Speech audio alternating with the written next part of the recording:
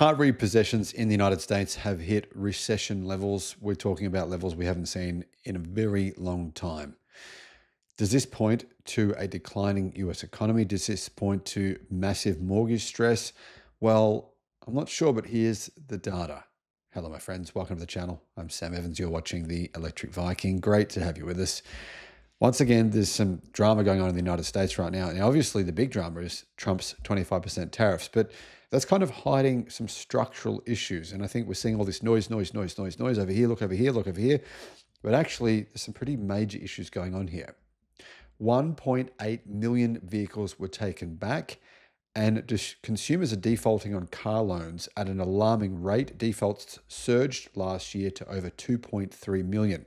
I actually talked about this during 2024 on several occasions. I don't think people actually think that this is a significant issue, but, well, I don't think they realize that actually it is. Economists have been concerned about a recession hitting the United States for years, and, well, it's possible it could happen in the US this year. With a combination of potentially hundreds of thousands of job cuts, major tariffs, and a lot of uncertainty, while apparently consumer confidence has hit a 12-year low in America. Another alarm bell says car scoops has begun ringing as Cox Automotive has revealed repossession rates have gone to 2019 levels. In fact, slightly worse. Auto loan defaults are higher. So repossessions and auto loan defaults are really, really high. There were 2.33 million car loan defaults last year.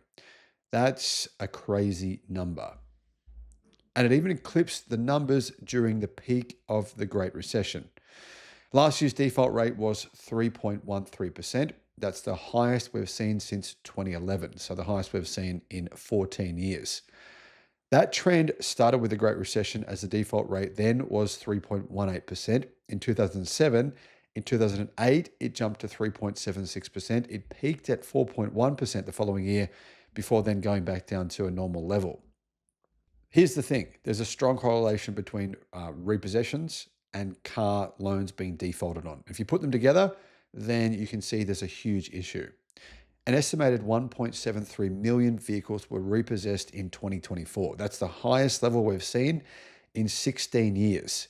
And the repossession rate of 2.3% climbed to levels not seen in years. So if you combine these repossession rates with loan defaults, things are looking, they are looking concerning in the United States. But then if we can put them together with the consumer confidence this year, I mean, that was 2024, right? And honestly, I thought this was an issue in 2024.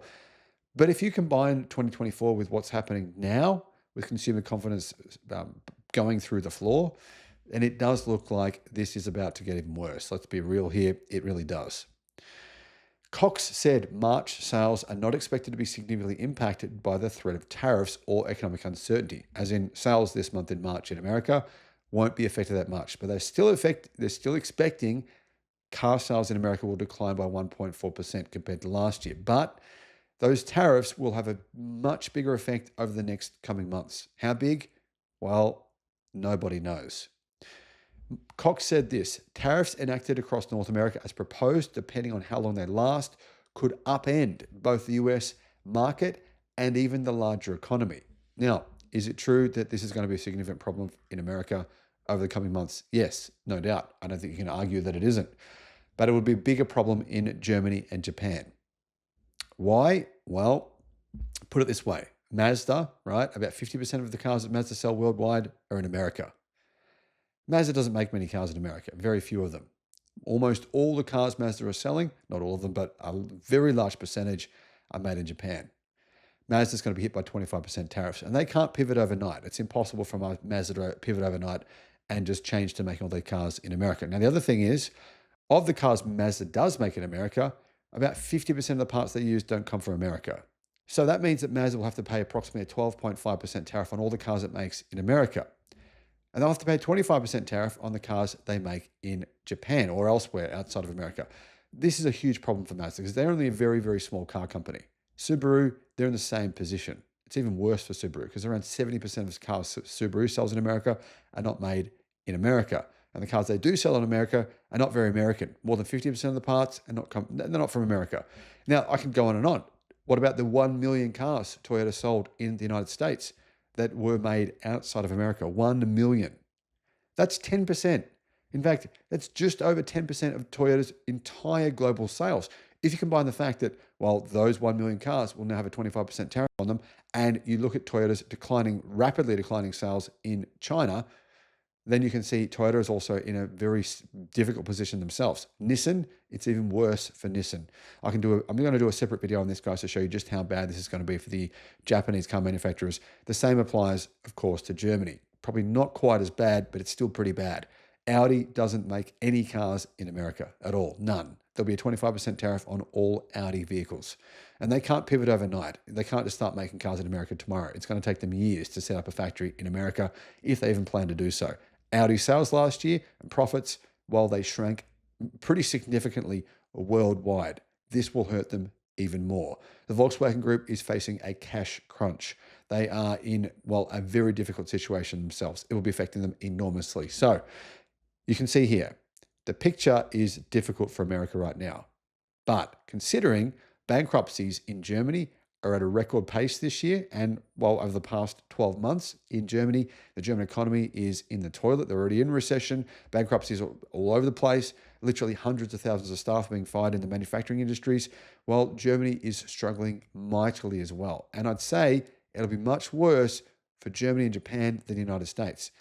That said, all of this uncertainty, all of these tariffs, all of this economic crisis being faced by the West, a lot of it is really a result of them being complacent.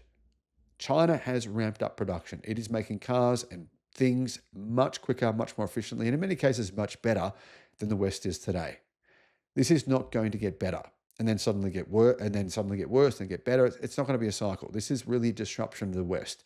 The West is being disrupted by China, and these tariffs really won't make a whole lot of difference in terms of the decline of the West. We're seeing really, it's sort of like the decline of the Roman Empire. The Roman Empire, just pretend that's the West. The West is falling, and eventually manufacturing and many jobs will be lost. Now, Bill Gates himself has even pointed this out. It's going to be far worse than what I'm even saying. He said last night, that millions of jobs will be lost because robots will take over jobs within 10 years. My point is this: if you can save your money, invest your money, do everything you can. Right now, it's time to button down the hatches. It's time to take this very seriously. Don't go out and start buying things you can't afford. Don't go out and take car loans that you might not be able to pay back if you lose your job. Really, this is the point in time where you've got to think crucially about the next 5 to 10 years, about your future, your family's future. Do everything you can to retrain. Do everything you can to protect yourself and your family as much as possible, because it's going to be a tough next 5 to 10 years.